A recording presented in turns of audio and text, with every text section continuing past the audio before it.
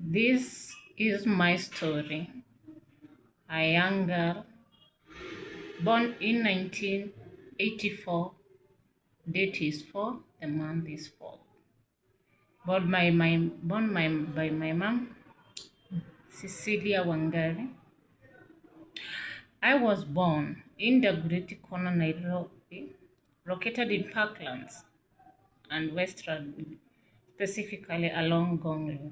Joined kindergarten at the age of 3 in Dagoretti. My best memory is going to Lescos to watch Horseland. In 1989, we relocated to Guna, location Kaili sub-location in Kamwangi division at the age of 7, where I joined class 1, a girl who didn't know Kikuyu but had to learn so fast how to speak in Kikuyu. At the age of 9, that is in 1993, my mom passed at the age of 30 years old. The cause of death was HIV. I was left without brother or sister, but I was left in good hands of my grandmother.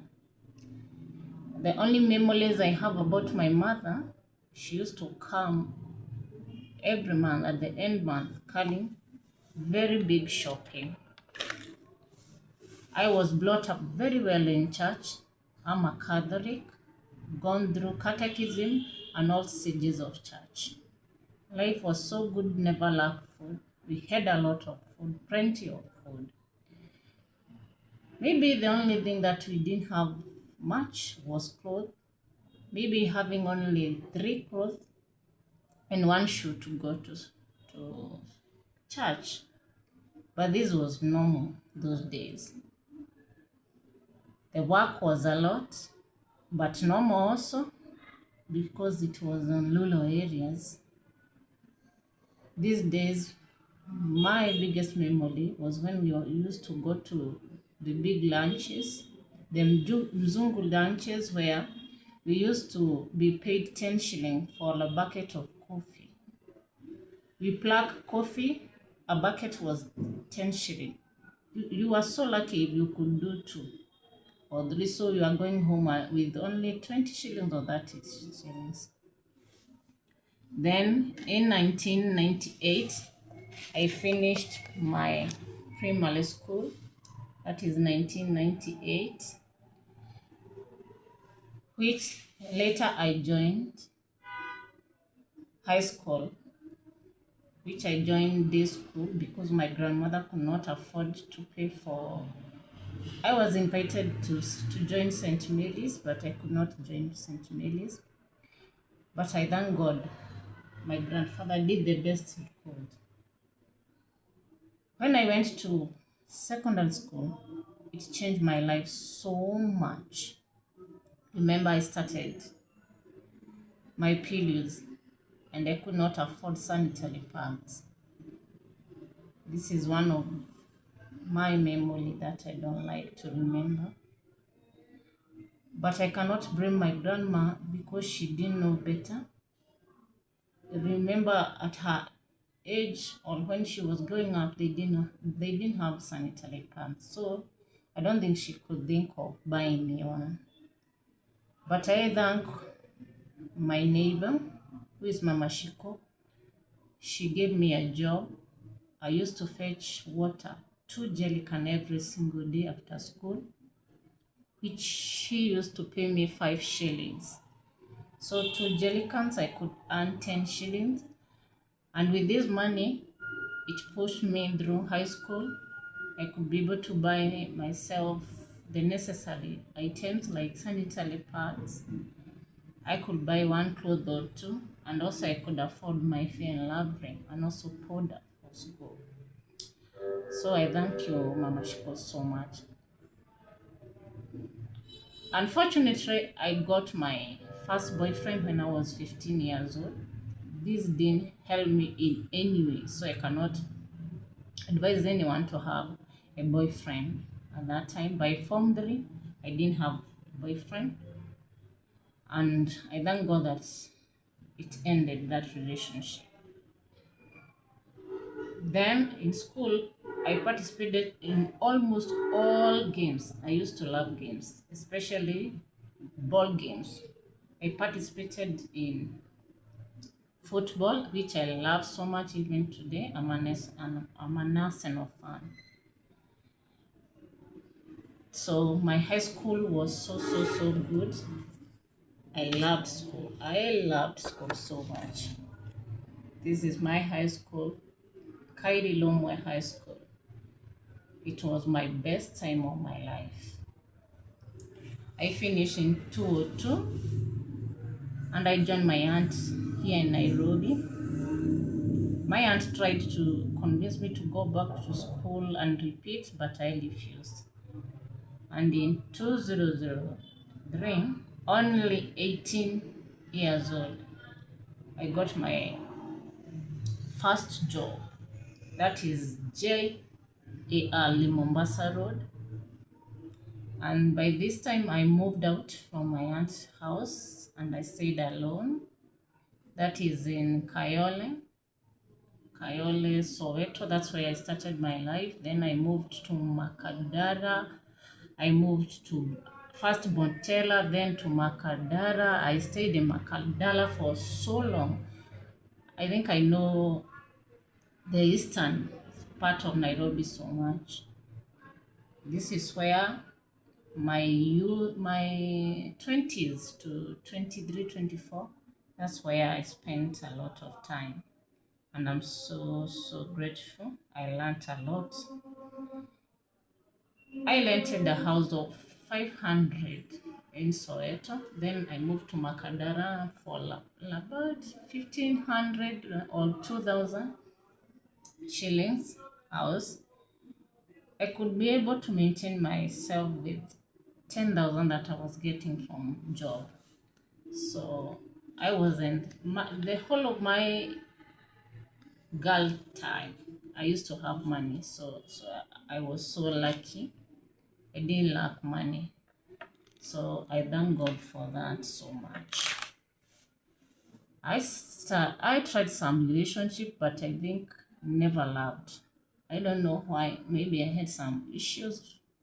I carried a lot with myself. I had a lot of baggage. So I think it's not because of the boyfriends I had. I tried some relationship which did not work, but I believe it's the baggage that I had that made most of my relationship not work. But at least by the age of 23, I got a boyfriend who I can say was my boyfriend, my real boyfriend, because the others was just by the way. So, but this is a guy who broke my heart so much because I had a lot of hope with him. I waited for him. He finished university. He got a job, believing that we will be together, but it's never happened. At this time, I was still going to Universal College. I joined Universal College, which I was paying for myself. And it was so hard. It was so hard because I was in school, also working, juggling. Working in school was so hard, so I didn't finish my college. But at least I gained something. By 207, I quitted my job. I didn't think it was paying me well, so I quitted my job and I started business, Pishori business. I was doing Pishori business from where? But I went broke by the way. I started a business because I didn't know well, so I went broke. So by the end of 2007 to 8, I looked for a job and I was employed as a secretary by Dambeli, the former deputy governor of Kirinyaga. I worked there for some time, but I think I was not comfortable with being employed. So I stopped Again, I left the job. I think for the two jobs that I got, I left. I didn't feel so comfortable being employed. That's when I joined business and I had passion for business completely. Remember when I was secretary, working as a secretary is when I met a guy who fell in love with me. I was not such in love because I had a good heartbreak, but he convinced me. We started courting. That is, we started as friends in 2008, and then 2009 we courted, and that's how by 2010 I got married. I got married at 26, but I can say I enjoyed my youth so much. I enjoyed 20 to 26 was my best time in my life. I had money. I loved music. I love music. I could go to club and I could sing from 7 maybe up to the morning hours. I loved Lucky Dube. I remember 2007 Lucky Dube died and I cried. I cried. I loved Lucky Dube. I think I had all the album of Lucky Dube. I used to love reggae music so much. So my house was full of reggae. So I can say my youth was the best time of my life. Though even today I don't know why or what is inside me. It's very hard for me to tell someone I love. I love someone. Like that word is very hard to come from out of my mouth. But I'm sorry, I don't know why. But I love my husband, but it's very hard. I don't know because of how I grew up, even the boyfriends that I had. I'm sorry to them because it's my fault. But because of the maybe the garbage I carried,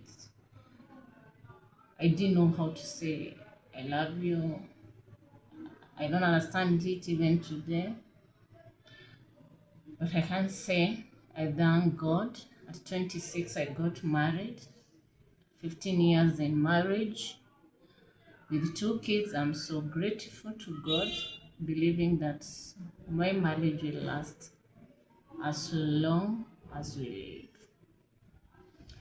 I thank my grandmother so much. I thank anybody who took time to be part of my life. I thank my uncles. Me, I'm a Harambe kid. Everyone could come and help me here, there. So that's why I have the passion to help, especially the orphans. I usually go to orphanage.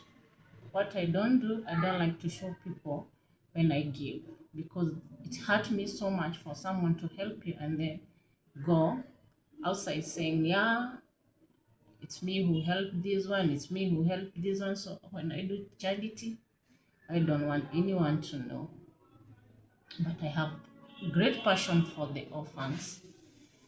The love they lack, that compassionate love from mother or fatherly love, which I won't say that it affects me so. It didn't affect me because my grandmother was there, my grandfather was there. I'm so grateful. I've already told them that I love them.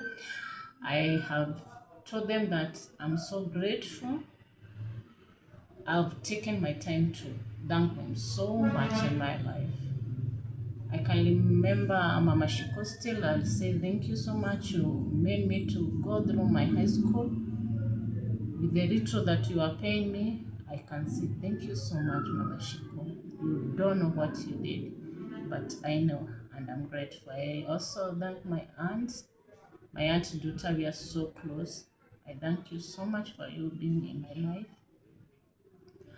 and everyone who participated in my life. And thank you so much, so much. As I light this all I talk about this, it's time to say I'm grateful. I'm grateful for my life. I can't regret anything in my life. So that's why I've taken this time to say thank you so much for anyone who took or who spend any coin to support me in my life. I'll always be honored, and I'm honored so much. I thank you so much for being part of my life, and thank you so much, my grandma.